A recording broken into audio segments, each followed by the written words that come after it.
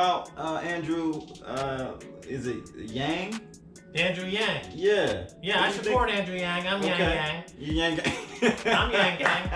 I'm ready for Yang Gang. Yeah. All right. So you think he's the solution for many of the issues that we have from a political standpoint, or do you think he's just gonna get in? Let's just say hypothetically he wins.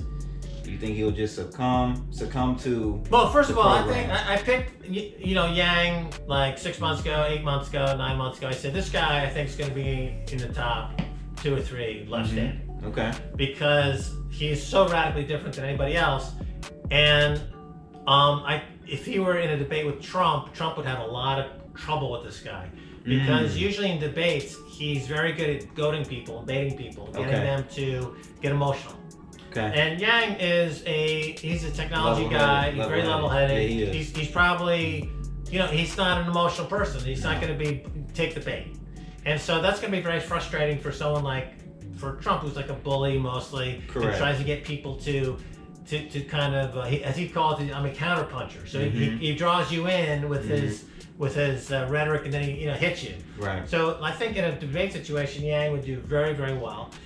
His policies, what he's talking about, I think economically makes sense. The American economy as an enterprise generates a certain amount of revenue, a certain amount of pre-tax profit, post-tax profit. We put money here, we put money there. We've got a big defense budget, but there's no reason why the people of America shouldn't get a dividend from the enterprise America.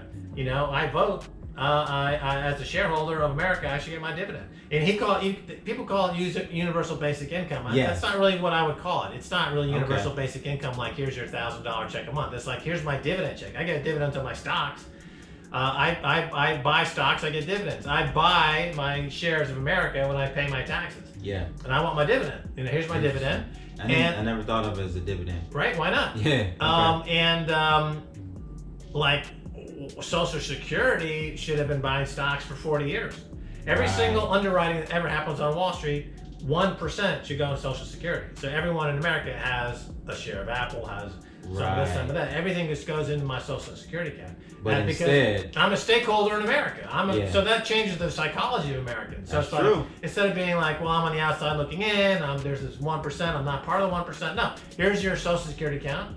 And every month it just keeps going up and up. It could be like, well, you can't use it for education until you're 18. You can use it to help buy a house when you're maybe, if you have, expecting a child or something. Like there's certain benchmarks. But that fund, like the sovereign wealth fund in Norway, is enormous, multi-trillion dollars, and they just because they happen to co-own the northern oil fields with Britain, and the Qatar sovereign wealth fund. I was going to say is in the trillions. Yeah. Right? Why doesn't America have a sovereign wealth fund? Right? We're supposed to be the biggest economic power in the world. Well, is it because we really aren't solvent? Is it because we could be though? In other words, Yang's point of view is that let's approach it like this, like we're all stakeholders and we're trying to make money for everybody, and here's your dividend. There's no reason why the U.S. can't be solvent. There's no reason why the U.S. can't be competitive. There's no reason why capitalism can't work in America. Well, right now, you don't have capitalism. Trillions and trillions of debt. How can we become solvent? Right, it's getting worse every single day. Right. But you look at the budget, look down the budget items. You've got obvious places you can cut. The military budget is, right. Or my friend Carl, he's down there in Florida. The name is skipping me right now. He's been on my show more than anyone else. Any of my guests is Carl Denninger. Yeah, Carl Denninger. He points out that simply by reforming the healthcare system, that would boost GDP by 20%. Wow. Because the healthcare system, they're completely out of control. The healthcare industry, the insurers and the hospitals are gouging everybody. I can't believe the amount of money I have to pay every month. I know. And then the deductibles are insane. And that just goes to administrators. It doesn't go to healthcare. Right? And it's overpriced by thousands of percentage points. So that right there would save you 20% GDP. So that's 5-6 trillion in savings right there. If you just were to reform healthcare so that it's what you find in other countries. Other countries spend, what, 5% of GDP in healthcare. America is getting close to 20%, which is, and 15% is complete, it's just complete waste. It just goes to paying salaries to the executives and administrative costs, and it adds nothing to healthcare. And as a matter of fact, life expectancy is going down.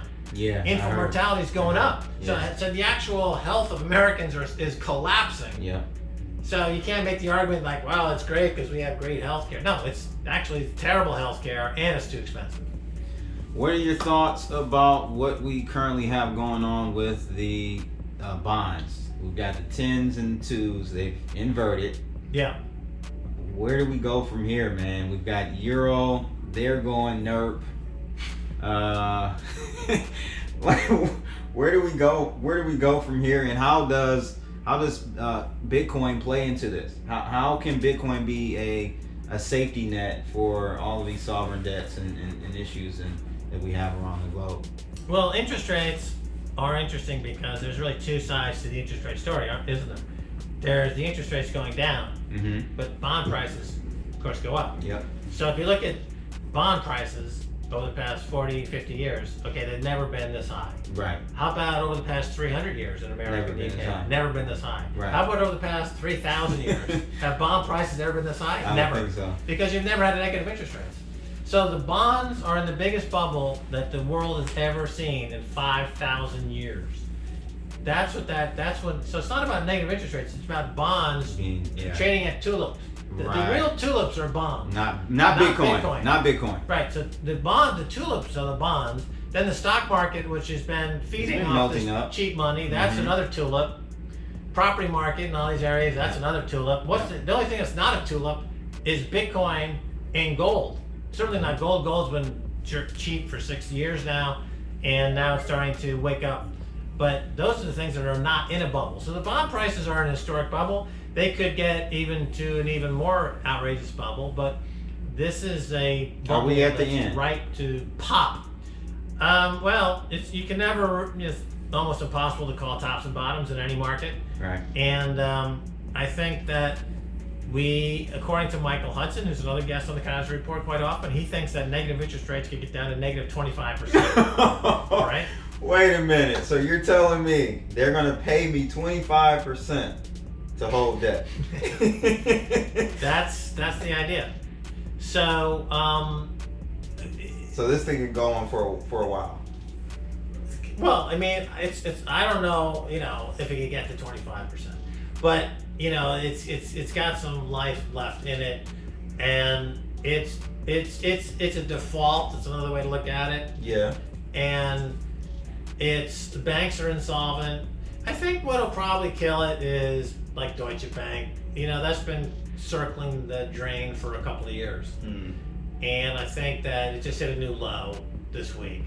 So Deutsche Bank is probably going to go under, and then they're going to have to do a massive bailout. Then there'll be massive contagion. It'll be another Lehman Brothers. So there isn't currently any real correlation or negative correlation with Bitcoin and Wall Street yet. When you see that start to happen? Well, no, Bitcoin has become a risk-off asset. Okay. Like gold. So it's a safe haven. Now, I started saying that on Keiser Report 2 years ago, that it's a safe haven play. It's a risk-off play. But we've seen many times where Bitcoin has gone down with the stock market. Right. Is it correlation, not causation? But it's still wildly volatile in its own right. Right. Right? So it's not like gold clearly is risk-off.